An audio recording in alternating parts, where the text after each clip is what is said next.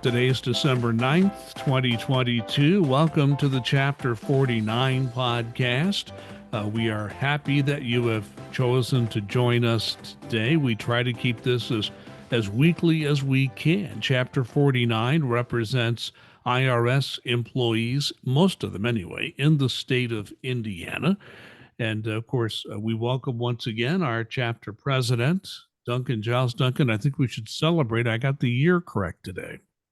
That is always a good thing. Although, I always look forward to trying to get future lottery numbers. Yeah, for those who missed it last week, I actually gave the date as 2023. Somehow I had 2023 in my mind, and Duncan corrected me and asked for the lottery numbers, which I said I might give him. I wasn't sure. Going back to the future. But, Duncan, there's a lot of news, and I want to just pick out a couple of things. There's so much news going on. But I'm very happy to see Brittany Griner, the WNBA player, was finally released from Russian custody. Of course, United States had to give up a pretty ugly guy in this Victor Boot. He was an arms dealer and a pretty nasty character from everything I've read. But he'd already served 11 years of his 20-some-year terms, and he will be sent back to Russia. The one thing that gets me, and what I hear from people, Duncan, all the time is, well, this probably is a lesson that you should never go to Russia. But here's the problem. These WNBA players aren't paid enough. And almost all of them have to go overseas to play in the off season to make a decent living. And Russia has been one of the higher paying places for women's basketball players to go. So perhaps rather than complain about, hey, don't go to Russia, maybe you should say, hey, maybe we should pay our women's basketball players more. Yeah, the WNBA and the college women's basketball, and I'm sure local high school as well. There's a lot of great basketball going on there, and they should be paid accordingly at the pro level. And unfortunately, just aren't. And like you said, to supplement their income, it's sort of like the old baseball players or football players back from the 50s and 60s when they didn't make enough and had to have off-season jobs to make it. Same type of thing for them. They have to go overseas to make enough money to make it professionally. But if you want to play in the off season, let's stay away from Russia, no matter how well paid you are. I don't think that's a good place to go, at least not in the current environment. Let's get down to business here. Let's start with budgets. This time of year, we tend to talk about them a lot. A couple of things to say. There is a continuing resolution. We're recording this again on the 9th of December. It expires, I believe, on the 16th, if I recall correctly. And there is this omnibus thing out there. There have been some people in the Congress who say they're just throwing their hands up and saying, let's have a year-long CR, which would be a terrible thing. Thing is, both parties really don't want that because each side has agency money they want in there.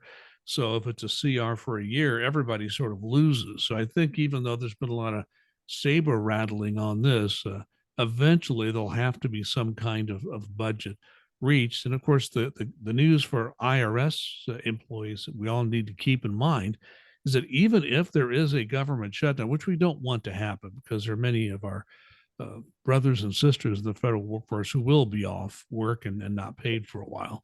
But at IRS, we will work and we will still be paid. Explain again why that is the case. Yeah, because of the Inflation Reduction Act that passed earlier this year that gave the IRS the funds to improve customer service, improve enforcement, technology, things of that nature. The powers that be at the head of the IRS have said, if there is a shutdown, we do have the money to pay employees. So we will be open. Everybody will be expected to come in and we will be getting paid on time. So that's a good thing. But like you said, nobody wants to shut down. This omnibus has been talked about for quite a while. Now they've come up with the possible year-long CR, which some people in Congress don't want because they want it to be a month-long CR so we can rehash everything, with the next Congress. So it's just the usual fun. Yeah, and it's sad that federal workers have to be put in the middle of this time and time again, year after year, because there are these political squabbles going on. So the bottom line is, and I understand, Duncan, you talked to somebody today who didn't even know that the IRS would continue to work during a government shutdown. So if you're listening or watching this podcast, I want to spread the word for your IRS brethren and sisters that even if there's a shutdown, IRS will come to work and will get paid. Yeah, it's one of those things that, it's ugly watching the sausage made, getting made, but that's part of the process, and we need to enjoy this. So, at least we'll have money coming into our wallets. But if there is a shutdown, other people won't. So it's very important that we try and make sure that we do everything we can, reaching out to our representatives and senators to urge them to come to, a sensible agreement to give us proper funding, which would be part of the omnibus bill. Also tied to the whole budget issue is the annual pay raise for federal employees. It normally takes effect at the beginning of the calendar year. The pay raise is still a bit in question, although we do know that Department of Defense civilian employees will get, and I think also the uniform, if I'm right, correct me if I'm wrong, but it's 4.1% across the board and 0.5% going to locality pay. So we know that's the DOD number. Is it looking, whether it's good or bad, does it look more and more like all federal workers will get that amount of raise? That's what we're looking at, and that's what we're hearing at this point. The president has not issued the final numbers yet, but we do expect it to be that 4.1.5% for the rest of the federal civilian workforce, which, it doesn't, people have talked to me, it doesn't cover inflation. It's not as much as we should get. And I have no argument with that. Absolutely none. But, this has to go through Congress. So there are going to be a lot of compromises. And this is the best that they thought they'd be able to get. Do we hope to get some more next year to help alleviate some of this? Absolutely. But that's what we're looking at right now. We should have final word on that in the next week or so. And let me once again, get this a week from the 9th, and we record this. You never know when somebody's going to listen or watch this podcast. But the one thing that we need to keep in mind is that we never know exactly what's going to happen in the end, and that there's a big difference between what retirees get and what employees get. I'm a retiree, and that raise each year and the annuity is tied to inflation.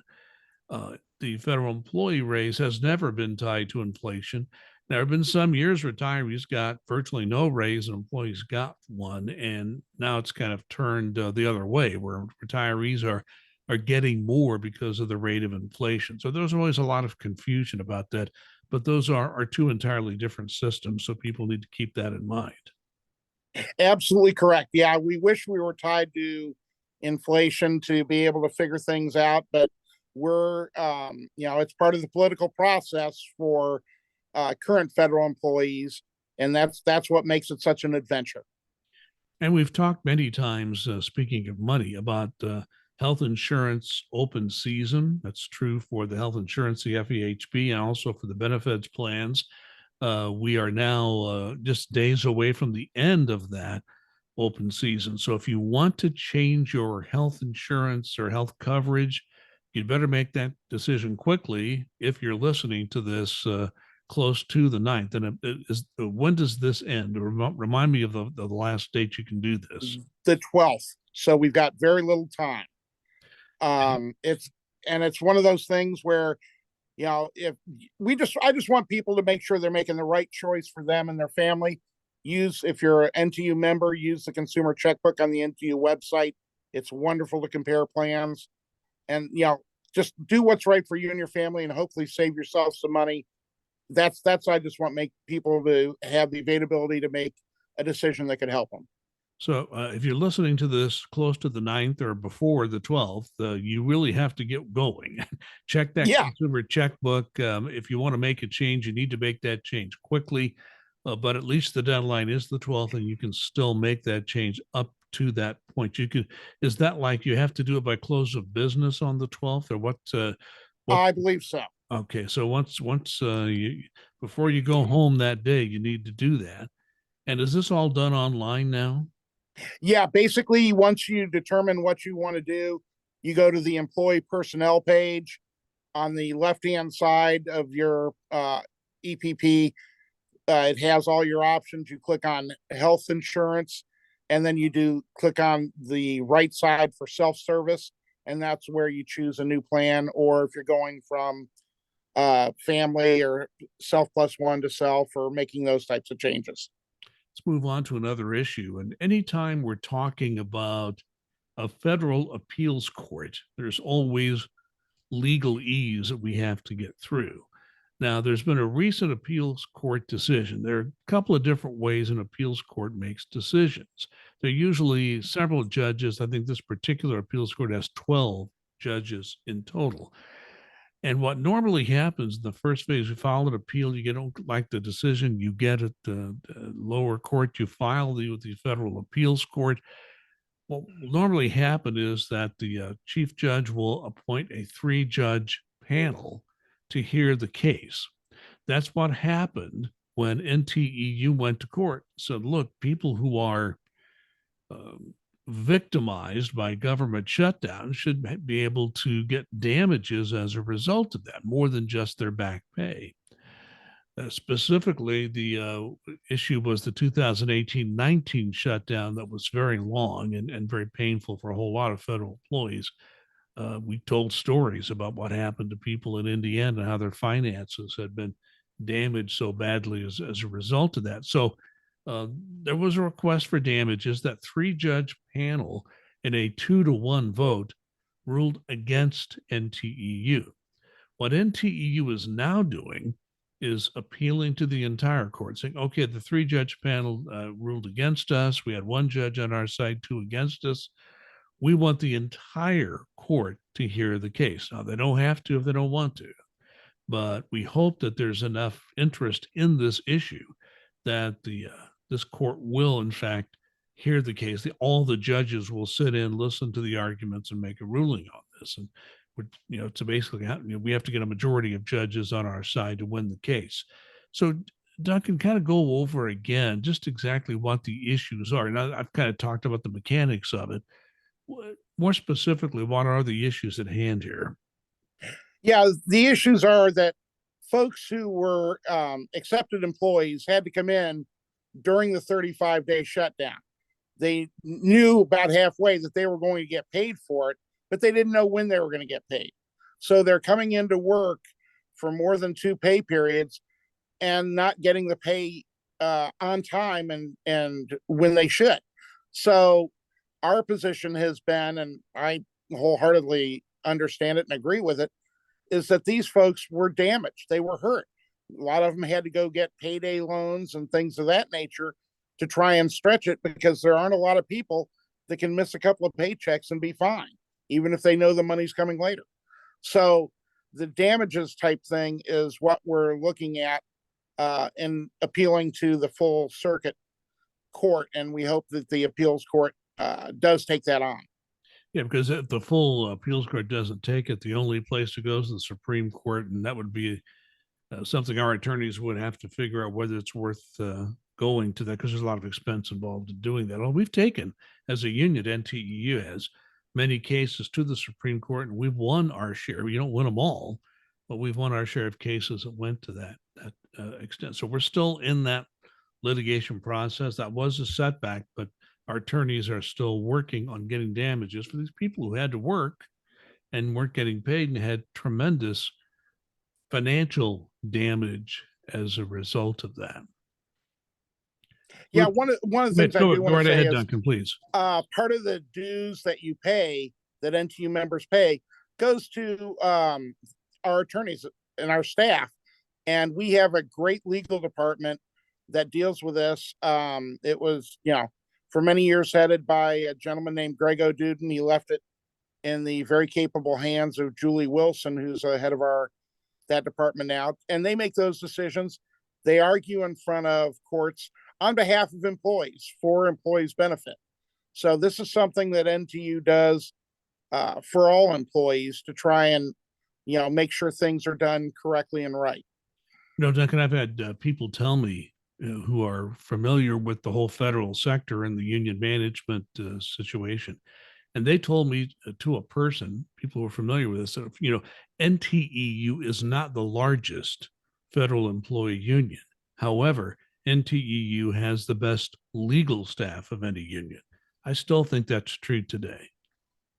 And I do too.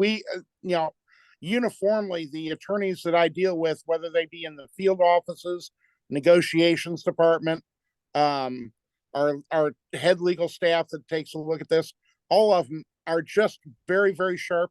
And even more importantly, they're dedicated to trying to help federal employees, because you get a lot of sharp employees out there, but they're not really invested with employees. And our leadership, Tony Reardon, Doreen Greenwald, who are president, national president, and vice president, make sure that our folks are invested that work for us, because if they're not going to be wanting to really do the best that they can for the employees that they represent. Yeah, let's move on to the next issue. And this one's very interesting. We've talked about this before, but I'm curious where it's at the moment. We all know about accounts management. Accounts management handles phone calls. They handle all sorts of taxpayer issues, paper, and other things at the campuses, what we used to call service centers. Some people still do call them that. But there's been a solicitation that went out saying, hey, people working in SBSE, LB&I, TEGE, I think everybody but the custodial staff, would you like to help us out during the tax season? In paper, on the phones, however you can do it. I'm just wondering, Duncan, what's the response been, or have you had a chance to measure that yet? That's still in the early stages, so we haven't really had a chance to measure it. There's still a lot of unknown questions that haven't been solved yet. How long this is going to be. They say it's to April 15th, but right now we've had doubts about how long these surges will last, witnessing our national grievance that our guest talked about a couple weeks ago on these. So we want to make sure that what's going to happen to the caseload that the people who volunteer are doing, because some of them may have statute issues, things of that nature, timing issues that they have to take care of. How is that all going to work? And they're trying again to get to this mythical 85% level of service that I just don't see happening. They keep talking about, well, they've hired 3,000 people, they're hiring another 1,000, and all these people should be ready by President's Day. Well, that they've hired a lot of them. How many are still going to be around by President's Day is the question, because the fallout rate is pretty high. And I'd love to see us have a high level service. I'd love to see the taxpayers being taken care of.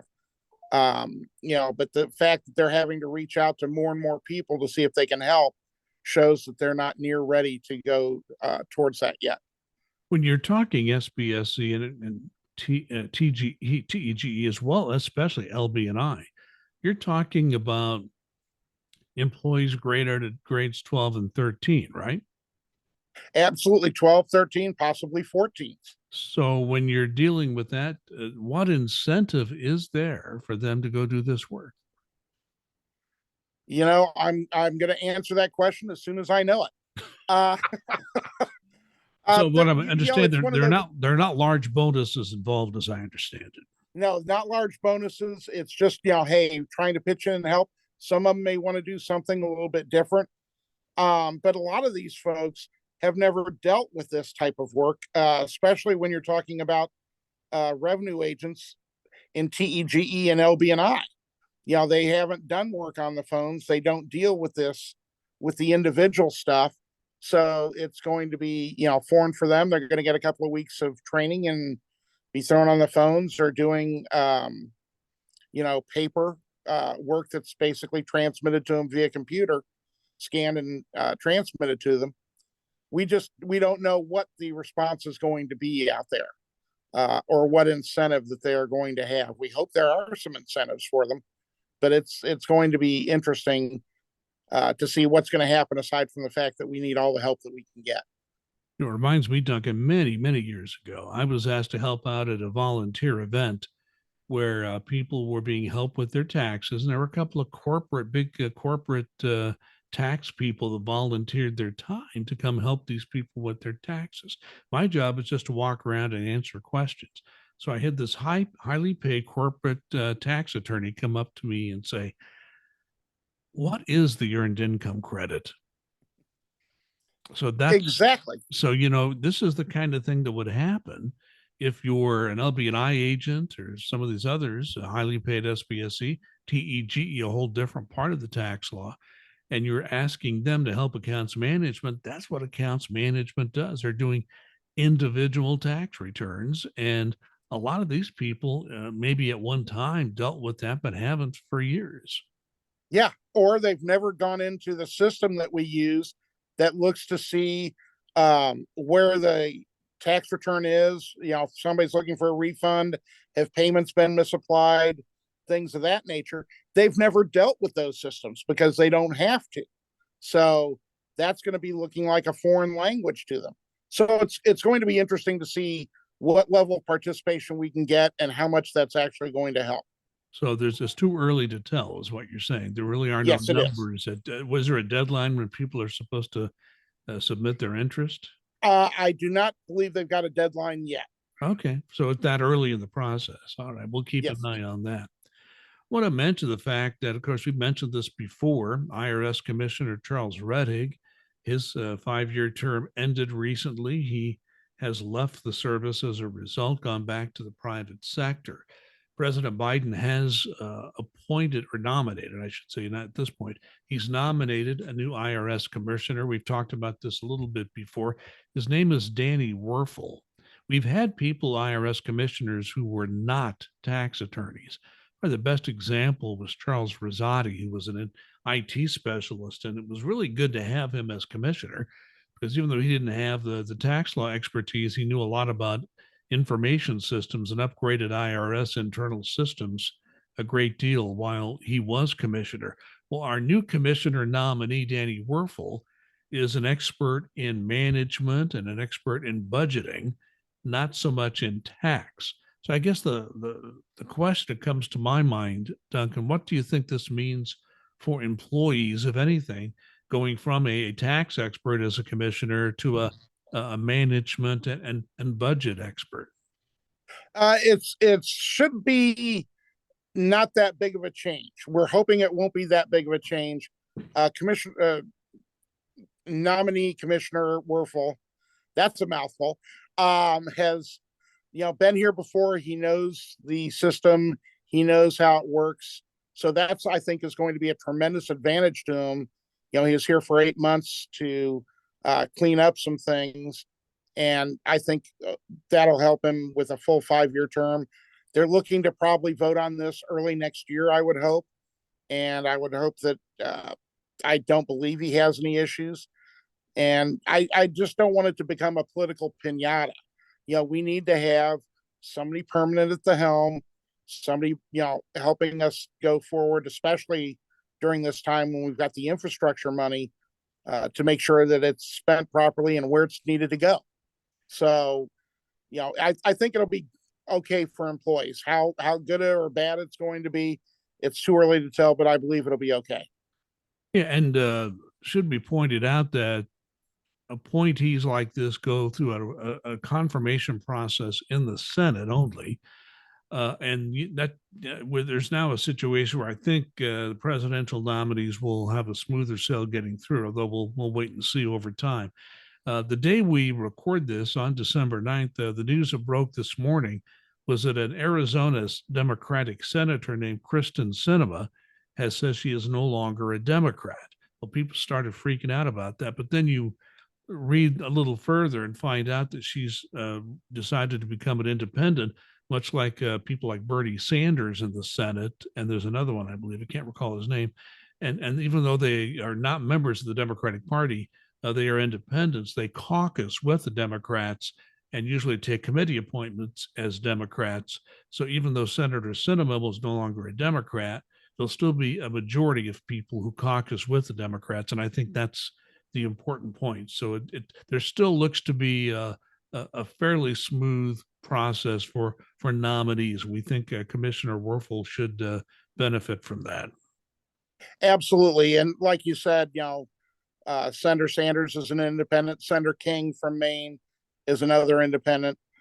So that hopefully we'll be able to, have smooth sailing on the confirmation. That's my main point and hope. Let's move on to an issue that made a lot of news several months ago. And that news was that, we used to call them TCMP audits. Now we call them something else, but they call them audits from hell, basically, because every single line on a tax return is audited. And these audits are done so IRS can have data to know where non-compliance may be and how to target audits and so forth. So the TIGTA, the Treasury Inspector General for Tax Administration, did do an investigation when it came came to be known by some media outlets that former FBI directors James Comey and Andrew McCabe had both been selected for these kinds of audits. The question was, well, they were both not in favor of the president at the time. Did that president intervene in the system to give them this terrible audit? Well, the TIGTA report has come back, and Duncan, I think you've looked at it. Explain what it says. Basically, it says that those two went through the normal process. There wasn't any pressure from up above. It just happened that they were picked because they started, once you start going into the private sector and earning a lot of money, you're much more susceptible to these types of audits. So they did say that they didn't find any wrongdoing on any part of it and should be, it was just one of those things and weird coincidences. Yeah. So the bottom line was these returns were selected through the regular process, and there was no outside interference by anyone. And that's the important thing. And you and I talked about this when it came to light, and we sort of suspected that would be the final finding from TIGTA. And it turns out that is the case. So I guess that just, once again, the IRS has been able to say, hey, we did things the right way. We used our own systems and nobody interfered with it. All right, time for us. Just our time's about up. Duncan, your final comment for this week. My final comment is going to be, we touched on it a little bit, the political situation out there. There's a lot of vitriol going on both sides. People get extremely upset. We just want to try here at NTU. We're just trying to help make sure that your work life is better. That's it. That's what we concentrate on. And that's what we'd like all politicians of any stripe that have anything to do with our budget or overseeing us or anything like that, just to make sure that we've got the proper work-life balance, that we have good working conditions, things of that nature. So, when people talk about, well, you're this or you're that, no, we're NTU. I can speak from this from the highest levels down to myself. We just want to make sure things are done right and that you have the best work life possible, period, end of story. And, I know that they, at the national level and my brethren across the country, in my type of position or, any other elected position or steward position, tries to do the same thing. Duncan, I'm going to talk about something else. As part of my podcast series, I have local podcasts here in Fishers where I live, but I also do something called the Arts and Fishers podcast where I do reviews. I just wrote a review on Harry and Meghan. Now, you talk about political controversies. This is happening across the pond, although, it's getting attention in America too. Harry and Meghan walked away from the whole royal responsibility thing, and it made a huge bit of commotion in Britain and a lot of attention. And anybody who knows anything about the tabloid press in London, you never want to get in their crosshairs. And that's really what happened here. The first three of them came out, and I want to just tell people, if you have Netflix and you want to watch this is not an independent or journalistic look at Harry and Meghan. They have hired a production company to tell their side of the story. And they did. And, maybe all their story hasn't been told. And yeah, the royal family gets its share of blame, but the big villain in this so far, just 3 of the first 6 episodes have been released. The villain here is definitely the tabloids in London and what they do, and the paparazzi just are everywhere these people go. So I just want to say, if I'll have a little fun with it. You're talking serious stuff. I'm going to have some fun. If you have Netflix, it's about it'll take a little less than 3 hours of your time to watch the first 3 episodes. If you want to binge on it this weekend, there are 3 more coming. I think the following Thursday after we record this. But found it really fascinating. It's just interesting how the media works differently in Britain, and just this kind of uneasy pact. It's like, okay, the royal family, we in Britain, we pay for this lavish lifestyle they have, but we expect them to do all this public service, but we also expect that they'll allow us to see their own personal lives through this tabloid thing. It if I think that's why Harry and Meghan left the royal thing. It's like, okay, we're kind of like in this gilded cage, and we just want to go off and live our own lives. And just a fascinating story as an American who's, we swore off royalty in 1776, right? Exactly. Yeah. And I can tell you from personal experience, the paparazzi can just be a horrible thing once they get around you. I have that from time to time, and it's just really tough. That's right. You're a restaurant owner, so you probably had some I'm famous just, people in I'm, there. I'm kidding. I Oh, can't I even bet you probably imagine. had some people. Didn't you not have some people who came in who were famous Oh people? yeah, but I'm talking about me personally. I was Oh, just making a joke, but well, of course we have. Hey, you're the star of the podcast series.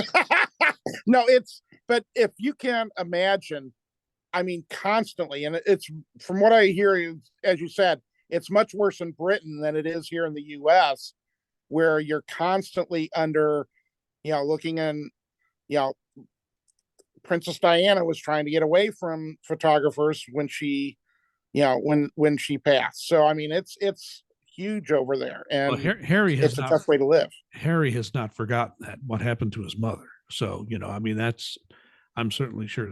Well, I'm sorry. I thought we'd have a little fun at the end. We talked about too many serious things. It's just no fun at all. But you've been listening to the Chapter 49 podcast. My name is Larry Lannan.